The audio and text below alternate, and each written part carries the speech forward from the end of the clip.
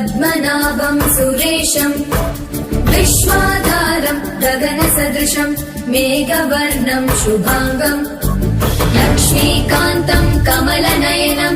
योगिविद्यानगम्यं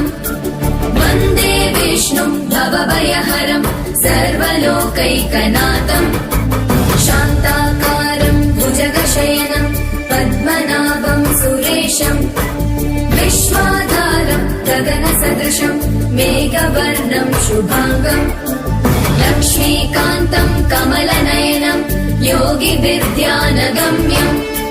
वन्दे विष्णुं भवभयहरं सर्वलोकैकनाथं त्रैलोक्यपूजितः श्रीमान् सदा विजय वर्धन शान्तिः गदा पाणे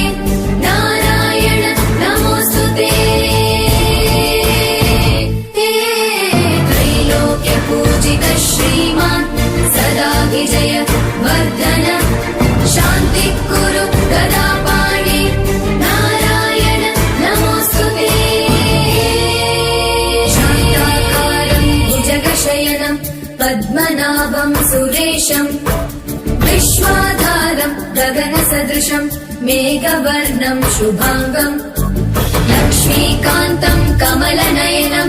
योगिविद्यानगम्यं वन्दे विष्णुं भवभयहरं सर्वलोकैकनाथं शान्ताकारं भुजगशयनं पद्मनाभं सुरेशं विश्वाधारं गगनसदृशं मेघवर्णं शुभांगं लक्ष्मीकान्तं कमलनयनं योगिविद्यानगम्यं वन्दे विष्णुं भवभयहरं सर्वलोकैकनाथं त्रैलोक्यपूजितः श्रीमान् सदा विजय वर्धन शान्तिः गदा पाणे नारायण नमोऽस्तुते